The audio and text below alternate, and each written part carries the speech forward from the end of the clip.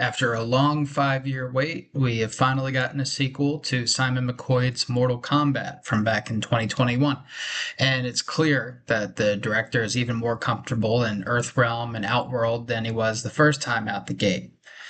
This movie is front to back fan service, even going so far as to sideline the protagonist of the first film, Cole Young, uh, to what could at most be considered a supporting role.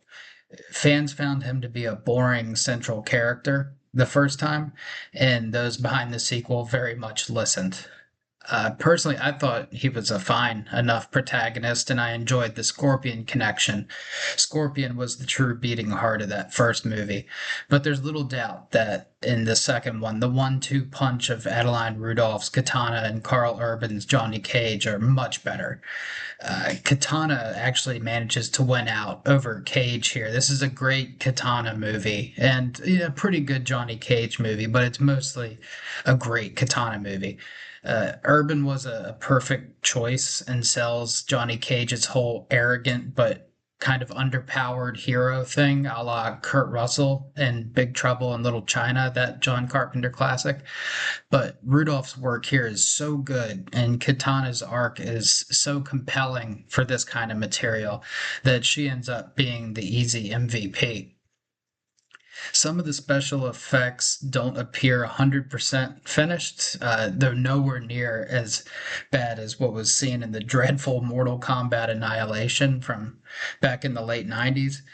And the dialogue is silly, but these factors are never weak enough to really detract from the movie as a whole.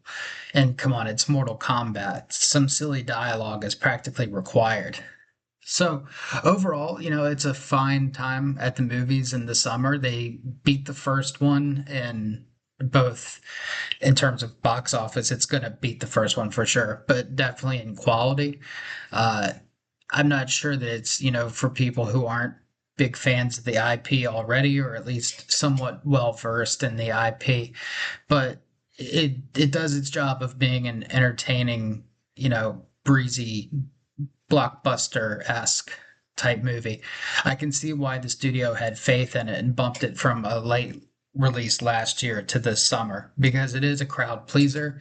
It has a nice balance of humor and action, and it does not short on the fatalities. That's which is what the IP's fans want to see. And it has a lot of moments that actually, manage to ring kind of true emotionally. So it it could be worse written. It could be worse paced. They did a good job, and it's the best Mortal Kombat movie to date.